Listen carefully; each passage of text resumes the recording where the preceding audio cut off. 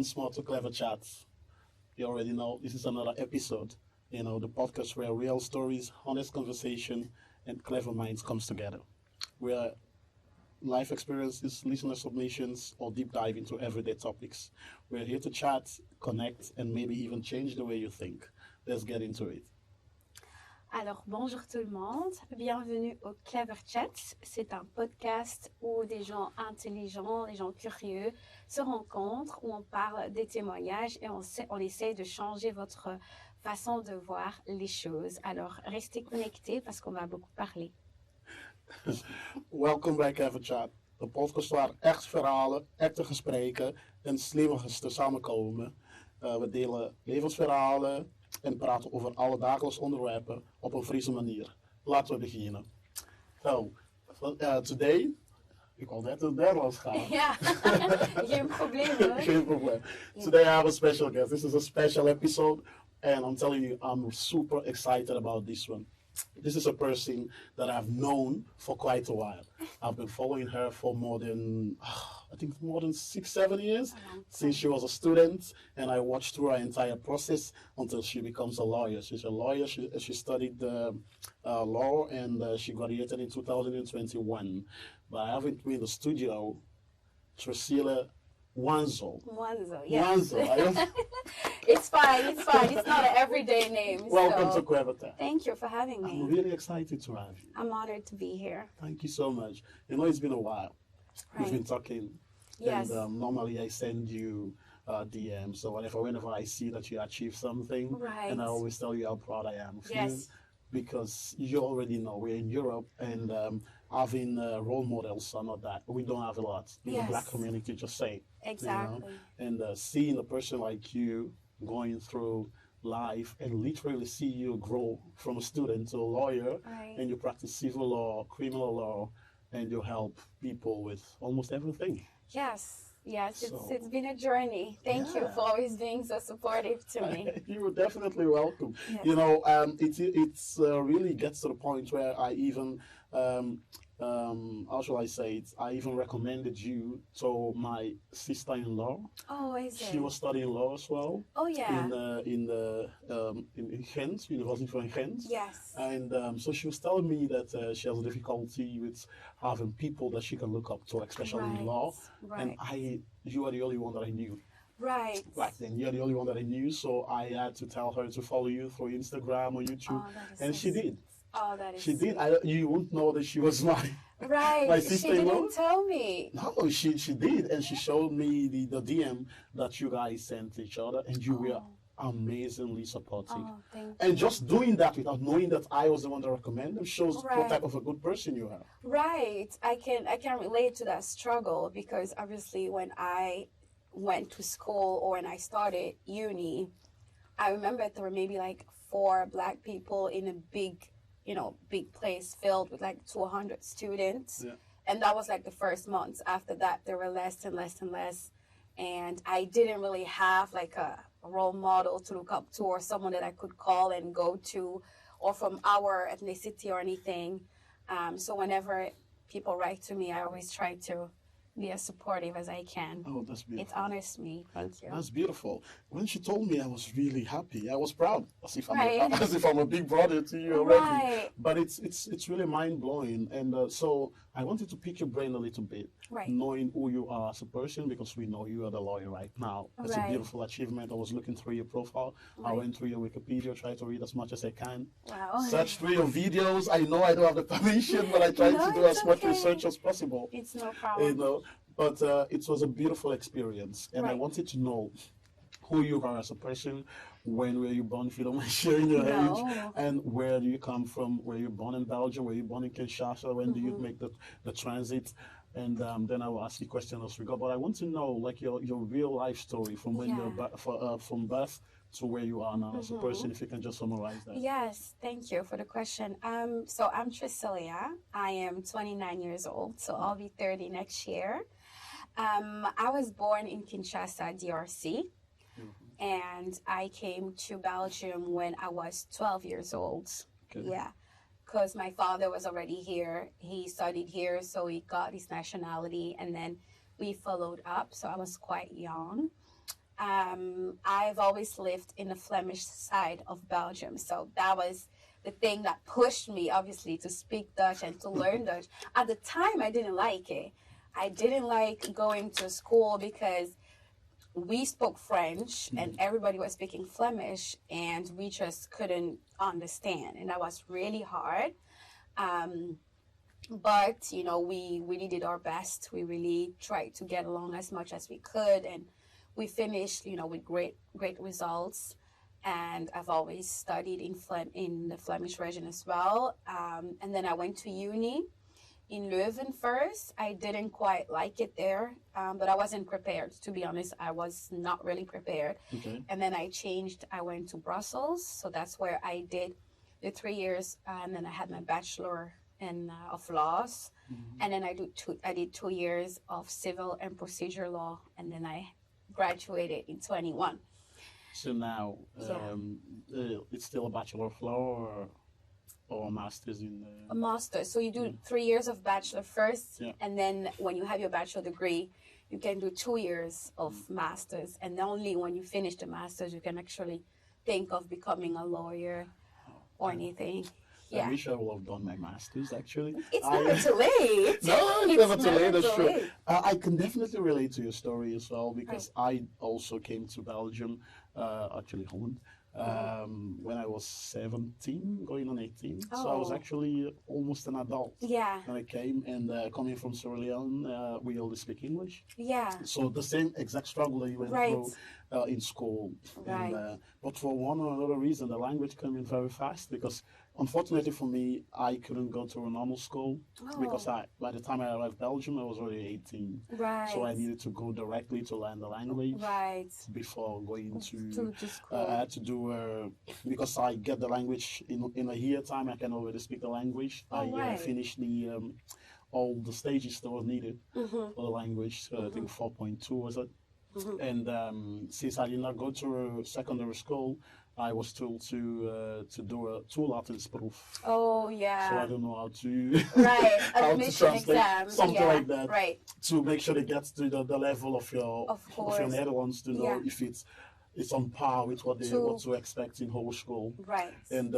And I definitely went through. That was how my journey started. And I have my bachelor's in autopedagogy. Oh, wow. But, we're here now. So it's a Yeah. beautiful story. I haven't seen you come in here and then dominating the field and trying to achieve what you achieve. Right. It's a beautiful thing. Thank you. It's a beautiful thing. But it's not only about your studies. Right. You know, I'm going to come back to that because I know you help a lot of people. I follow your TikTok That's religiously. I Right. see how many people come in, how many people always ask the questions, and you try to help as much as you can. Yes. So I'm going to pause on that for a bit. Okay. I'm going to come back. I'm going to ask you now, how about your personal life? My personal I life. was Okay. scrolling through your YouTube, and I see, honestly, one of the most beautiful videos. Right. And that was your wedding video. My wedding video, yeah. It's amazing. Thank you. So tell us a little bit about your relationship, how you guys met, and Oh, God. if you want to bless it with all that, because I know there's a beautiful story behind that. Oh my God. Well, I got married last year, October. Yeah. And I met my husband 1 year prior to that. 1 year and a few months prior to that, I think. I mean, it's love at first sight. Yeah, already. so we didn't have a long courtship, I would say. Okay. We met 1 year and a few months prior to that. It wasn't really a romantic story. So whenever anyone asks me about how did you guys meet, I don't like telling it, but I'm gonna tell it. But I don't like telling it. It all started when I posted a video on TikTok. Okay. I had spoken on an ongoing issue. I think it was about like a pastor did something in the Congolese community, like he scammed people, and it was a pastor that a lot of people were following. Yeah. And so everybody was so shocked, and everyone was making videos about it and like having legal assumptions and saying things that were not true. Yeah. And I did try to not go into it because every time I did it, I got attacked a lot of times. Like people were just not getting where I was coming from. So this time I was like, okay, I'm going to make a video explaining what was actually going on and what was happening with this pastor, and the fact that he was in jail didn't mean he was condemned and stuff like that. Yeah.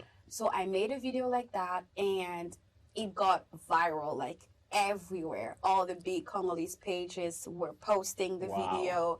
Everybody was reacting. People were attacking me because Congolese people are very religious people. So when you talk down, I wasn't even talking down. Just point out the truth. Yes, I was saying they don't just put anybody in jail just like that. Like, there were proofs, there were things that he had to be held accountable for. Yeah. And I said, let's wait. Let's not like go and say, oh, he's innocent, or go and say, oh, he's guilty. But just know that they don't just put people in jail like that. Like, that's not how it works. Definitely. Right. So this Congolese page that was followed by a lot of people picked it up, posted it on Facebook. And my Facebook literally froze because I got more than 1,000 requests that day because someone had tagged me in that video. And Facebook sends me a notification. It's like, you need to start deleting requests because your account is about to freeze, or we think that you are some kind of fraud and stuff like that. Wow. So I start deleting requests, and God is seeing me. The second I came to his name, me and him had no friends in common or anything. So that's what I was basing on. When I saw that we didn't have at least 10 friends in common, I would remove. Yeah. I wanted to remove the request, and accidentally I accepted it. So that was like, I didn't understand what happened there. And then the second I accepted it, I saw a message pop up, and I saw that he had messaged me before, but I didn't see because I was getting a lot of messages because of that video. And so I was like, oh God, no, what's happening? I was supposed to not accept this request. So like, what's happening? So I see his message, and obviously I'm annoyed because I'm like, I didn't mean to accept you. And he was just like, hey, how are you? And I was just like paying him dust. I didn't want to know anything. You know, he kept insisting. And that's basically how we started talking. You know, he was applying the right amount of pressure, not too much, not too little. He seemed serious. He was saying all the good things. He was saying all the good things, you know, and that's why I was like, okay, I'm just going to speak, you know, answer back. Who knows? And then we met up like a few days after that, and it was just, it just clicked. It was really, really nice. It's beautiful. Yeah, so that's how we met. It's not like a super romantic story, but that's... No, what is more romantic than fighting for the people and you end up meeting a person that you are not supposed to accept? Yes, I was so annoyed that day. Even him, when he speaks about it, he's like, the first time you didn't want to speak to me at all, like you were acting all, you know, high class, all bougie. And I was just like, I was just annoyed because I didn't mean to accept that request. But yeah, that's how we went, and we got married 6 months ago. Wow. So beautiful. Thank you. Have you always been so sure about your decision that you made? Because you definitely made the right decision. You end up being a lawyer right now. Right. At the age of 29. Right. I've not always been sure about the decisions I made, even about being a lawyer. I doubted a lot. Everybody was telling me, even my father was telling me, you are meant to be a lawyer, because I argue a lot. And not only do I argue, I like to be right. So I will, different perspectives. Yes. Yeah. It's not just the fact of arguing. There's some people, they would argue, but then they don't care about whatever outcomes comes after. Yeah. I do care about the outcome. Definitely. Even before the court, even if I know my client is not like in his right, I will argue until the judge feels like, okay, I have to give her something. That's how far I go. Even with arguing, that's like how I went. But yeah, some decisions were not well, some were good. And then, you know, it made me to who am I today. So whatever decisions I made in life, good or bad, obviously it served for something. And here we are. That is such a loyal way of answering. Right?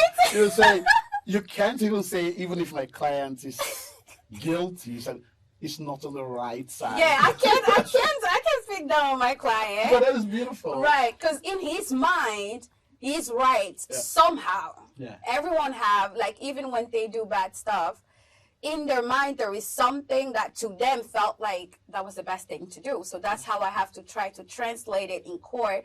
Like, I do understand what you're saying, judge, but let me take you to how my client is seeing it. Right. Yeah. And the judge has to listen to both sides. Definitely. He can't just be like, okay, I'm going to take this one and that's it. He has to listen to both sides. And that's why sometimes we have decisions that people don't agree with.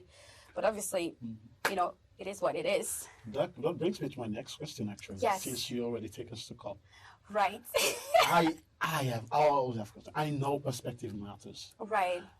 But when it comes to going to court and trying to fight for what we think is right, Right. especially in our community for people who come from other countries and Right. that are living in Belgium, Right. we are really hesitant to go to Yes. court. I can still remember that I had a booty. I had a fine, Mm-hmm. for driving my car or whatever. I had a fine. But I was kind of sure that I didn't know run past a red light or something. Right. I can't remember. Right. But, whenever they send a letter, they write it there. Or should they will twist it? Mm-hmm. Then you can do this and this and this. Yeah. I have never had the balls To do to it. do that, even if I Right. think I'm right. Right. Why do you think that is? And I've asked all my friends, and almost in the foreign community, Yes. almost no one Yes. will go to court, even if they know they're right. Yes. There are people, because I saw that all the time you were talking about on your TikTok about landlords and people that rent. Yes. And things you need to know Right. before you sign your contract. Before you sign. Some of the things that you might want to take a look at Yes. before you, and sometimes you can even take the court Right. based on the things. But we don't even know some of the rights that we have. Exactly. Especially on this side of renting. I would Yes. like you to go deep on that particular one. Yes. Because that is something that comes quite often in the Yes, community. exactly. Because the landlords, most of them are not foreigners, most of them are Belgians or Right. Netherlanders. Right. Doesn't matter, they are the ones that own the houses. And sometimes somebody might do something very little, Yeah. but because they are so afraid to appear in court, Right. they can't even do anything about it. They Exactly. will just pay the money, lose their waarborg, They'd rather and, do and so that. just like that. Yeah. Can you elaborate more on that? Yes, exactly. There is a huge fear, I feel like, of court or of authorities in general in our community, the Black community, the African community. And that is exactly why when I started my TikTok, I was actually doing videos in Lingala first. I did not want to reach everybody. I went all the way back. Yes. So I first wanted to only reach like people, Congolese people, because I was getting, some files at work. And I would look at it and I'll be like, did she not know that she could have done this and this and this? So I was seeing that a lot of times it was my people who was in Brussels, so a lot of Congolese in Brussels, and it was them making the same mistakes. And I will tell them, but why don't you write an official letter, or why don't you go to court? And the answer I get a lot of time is that they fear, as you say, that they might lose the house. And we're not gonna lie, if you are going to, or if you're going house hunting, you are a Black person, you better have like at least, I don't know how much in your bank account. If you want that landlord, at least a contract with Yes. a tangible type Yes. of money that you can prove. yes, if you want the landlord to pick you over someone from this Hundreds. country, exactly. We already know that like the house market has skyrocketed. The prices are Definitely. out of hand. Yeah. And so if on top of that, you are not from the country, you are not from Belgian origin, there are a lot of, there is discrimination, like we're not going to lie. No, that's true. Yeah, so a lot of times those people rather accept the situation for what it is. They rather let the landlord, quote unquote, abuse his rights than take it to court. They think that they might lose. They think that if they go to court, the landlord can, stop the contract, and then they will be on the street, and then they have to do all the house hunting again. But even with the other stuff, people just feel like, and that's really what's really weird to me. I feel like normally the African community, they like conflicts, or they like to confront. Yeah, not maybe no They're conflicts, but confrontational. yes. Yeah. But when it's about court or authorities, they don't have it. Like, I don't know why. Like, Do you think that has something to do with how we grew up? Because I know our parents are really rigid when we grew up. Yes. I don't know if you have the same Yes, childhood as mine, yes, but yes. it looked like our mom and dad, they went to the same school. right. Because the way we were brought up is almost the same, regardless Exactly. if you come from Rwanda, Burundi, or Congolese or Exactly. whatever. Do you think that play a role think it on plays how a big assertive we role. can be Yeah. as an adult when we're adults? Yes, yes. We also brought up, and they tell us to be careful, to not speak back, to. So that's, I feel indeed that when people get older, that same mindset stays, and they just rather not confront the authorities, because sometimes the person is right. I've had, files before the police court where my client was so adamant that indeed he did not cross the red light. But the police somehow felt like he did cross the red light. So I had to go look at the file, and then in police court you have a number of seconds that they have to take into account before you actually pass. And even with the speed, you know that if they say you can drive 120, in reality you can go up to 125, because they will correct it back to 5, down. So a lot of times I've had cases like that where they did not correct it, where they say, oh, your client was driving 130 or 125, no correction, but then they convoke him to come before court, and then I have to tell the judge, well, you always have to correct. And in my case, it wasn't corrected. And then whether the prosecutor likes it or not, I will be right in that case. So I always say, double check. If we can start a confrontation, we will have to. Like, I'd rather try than just sit defeated. Oh, I'll pay the fine. Well, okay, pay it, but then you're losing money. Yeah. Hey, I've lost a lot of money. Me too. Trust me. I don't know. Sometimes I feel like I'm following all the rules. Yeah. I'm driving really on par with the speed limit, but for some reason, But 2 weeks then- later, Right. it's crazy. But it's amazing that you sensitize people on a daily basis Yes. on TikTok and once in a while on YouTube on Right. how they can navigate the system, and don't be shy to step up and Right. actually ask the right questions. Right. It's a beautiful thing. But I'm trying to say, how do you combine work, relationship, Right. TikTok? And I saw one of your videos when you were saying, oh, today was such a hectic day, I don't even have time to eat. Yes. And I need to rush the car, and I need to Right. run today. And the other Right. video, I just finished car, and it's almost like 6 p.m. I'm like, Exactly. 6 p.m.? Yes. What are you doing in car 6? I know, yeah. The 3 first years, when you're doing the intern, you're a lawyer, but you're a lawyer intern. Yes. Those were very, very rough years for me. So I was having a very hard time combining work and my private life, because obviously the first 3 years of your career, you have to please your boss, because he has to write an end assessment that's going to allow you to actually have your lawyer license and to be able to start your own law firm. So I did not have any balance between work and private. My work always went first. There were some weekends where, I was working, or I was at the law firm, people were going out and I was always working. It was really hard.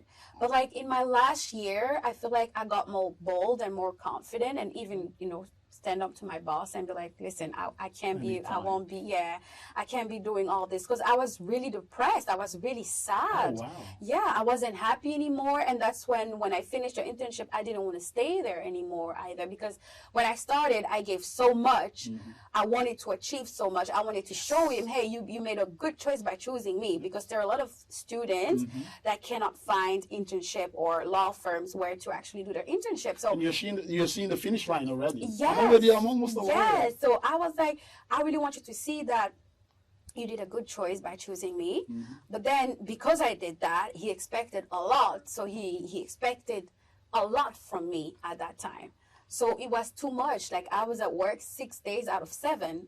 And that was just, I couldn't do it anymore. Couldn't be in a relationship. You couldn't go see your friends. But after a time, when I started to see that, I was doing a great job, I felt like I don't have to overachieve for someone to know that I'm a good catch. So that's when I was like, okay, I'm going to chill it, because at the law firm, I was the only one speaking French, the only one speaking English. Everybody spoke Dutch. So whenever someone came French or English, I would take the case. Yes. So I said, well, you can't lose me, because those people need me at your firm. So that's when I found, the art of talking and putting boundaries and saying, okay, no, now I'm going home, or that can wait. Tomorrow is another day. Tomorrow is another day.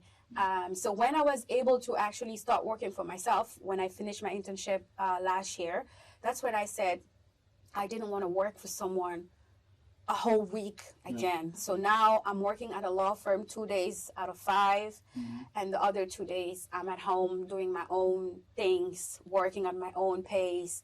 That allowed me to, keep my marriage and to It's To beautiful. combine everything. Yeah. If you don't put boundaries at work, it will ruin you. Yeah. I Yeah. have 5 more minutes Yeah. because I wanted to ask exactly how he dealt with all this. That's one. If you can just say that so short as possible, because after that we need to address the elephant in the room. I would say it's navigating corporate as a black Right. woman, Right. Right. not just a black immigrant, but a black woman. So Right. the first question is, how does Mr. Mwanzo? Oh no, Mwanzo is my name. Oh, okay. Mwanzo is my family name. Okay. Yeah. How does your My husband handling all this absence time, Right. quote unquote, Right. absent time with you trying to achieve as much as you can? Yeah. And the second part of the question is, how is it navigating the corporate? Look, I work in corporate as well. And Oh. I'm telling you, it's not as easy as everyone Right. thinks. It's not. So you are working out in the echelons of Yes. corporate Yes. where overachievers are. Right. So how is it navigating that as not only a black immigrant, but also a Right. black woman, Right. young woman at that? Right. So to answer your first question, I think my husband, deals with it pretty well. He's very supportive, so he does understand and he's present with everything that I do. As you I can wish I see, can have you on camera. Right? as you can see, he has never complained or anything. Sometimes, like he was the pushing force Oh, that's behind beautiful. me actually putting boundaries with my old job because I would always drawn in work, work every time, and he was really the one that says no. At a certain point, you need to be able to tell him no. Yeah. I wasn't able to tell my boss no, but when we started our relationship, it has been like the motivation for me to put boundaries with a lot of things, not only work, but also even clients. Sometimes clients call me at 11 p.m., 10 p.m. Okay. And my husband was like, no, you finish at 6. After 6, the phone, that's even because of him that I now have 2 phones. My boss told me, no, you have to have 1 phone and always be available.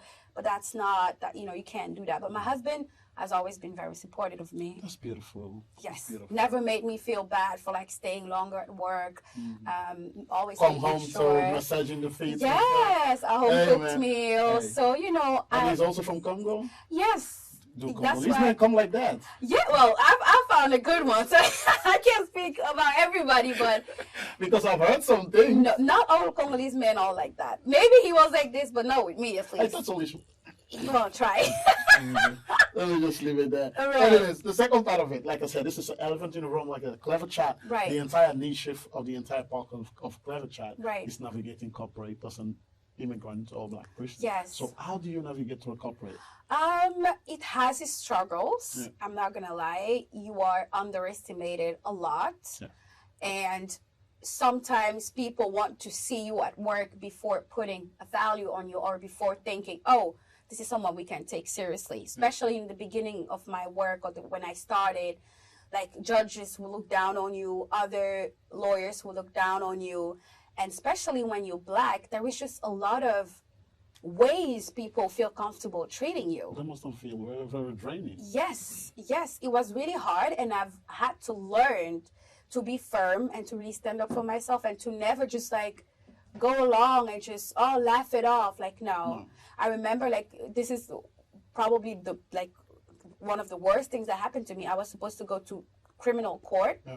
And I was supposed to plead at 2 p.m. So I just went to get the agenda to see what time I had to actually take the words. And there was another case that just finished, and I go in, but I did not have, my lawyer card or anything. I put it in my bag. And I'm getting in, and this lady that works for the judge that's supposed to write everything, the clerk, she's like, oh, for the people that are about to be trialed, you're supposed to stand there. So she sees me entering. The first thing that she tells me, she's not saying hi. She's not saying, how can I help you? Yes. She says, you're supposed to be trialed. That's where you're supposed to sit. So the judge looks at her and he doesn't say anything. And so I tell her, what makes you feel like I'm supposed to be trialed? Well, I don't know. I said, really? I said, I'm supposed to plead in 2 hours. Oh, I'm so sorry, mister. I'm so sorry. I said, no, I will address it. And the judge said, you can write a complaint. I said, no. I said, let this be the last time this ever happens Very to me. assertive about it. Yes, you have to be. You have have to, to be. definitely. Because if not, people get a lot of confidence and they get comfortable making And that's those the kind worst of, thing that you yes, yeah. you don't want people comfortable making jokes or not taking you seriously, especially because I'm short. You will never see me in court without you my must say that. heels. Yes, I'm only how much is it? I'm 4'11". 4'11". So I'm always in my heels in court. I'm always with my hair up, and I always speak loudly so that they know I'm not some kind You're of. letting your presence felt. Yes, you have to, especially being black and everything. Yes, okay. So yeah, it's a struggle, but I love it. So that's beautiful. I really wish I would love to talk to you more. I would love to we too. Definitely on other next time. I think I will try to. I would love to get you to get longer time so we can discuss more. Yes. Because I feel like I've only got half of what I needed to say. Right. You know, and it went the time fly by so It fast. flew by, yeah. But forget about the time. I Okay. have this one question that I wanted to ask. All You know, right. I write this down because I think that you are the perfect person to ask this. Oh, is it? If your life was a book, Oh God. what will this chapter be called? Where you're right now? Oh Lord, the chapter now. Yes. Oh God, you should have told me that one earlier. I could have No, prepared. this needs to come directly on how you feel because you cannot be prepared for this. Oh one. my goodness. Well, I have to evaluate the chapter I'm in. I'm happy, I'm good, I have everything I've worked for. Oh God. Because I'm thinking in French. So now You can definitely say it in French. how do you call it when you were enjoying the fruit of your labor? Oh, that's beautiful. That's where I'm at. Oh, that's I've beautiful. suffered after the 3 years of internship. Yes. I've put boundaries. I'm respected. I'm married. I'm where I want to be. You know, I'm collecting the fruits, enjoying. And a yacht in Dubai. Yes, that's exactly what it is. There is no struggle that I feel like, oh my God, I'm struggling with this. Oh, that's beautiful. I'm really comfortable and I'm really enjoying I life. think you're in your happy place. Yes, And I that is am. how we are going to round it up. Tracy is in her happy place. Yes. And we want to thank her so much for coming in today. I think this is a brilliant episode. I can't wait for you guys to see this. Tracy, I would definitely love to have you again. I would and love I to be hope here that we again. can kick it again some other time. Surely, Thank thanks you for so much having for me. joining us. This is a Clever Chat. And stay tuned for more episodes from the Clever Chats. Bye-bye. Bye.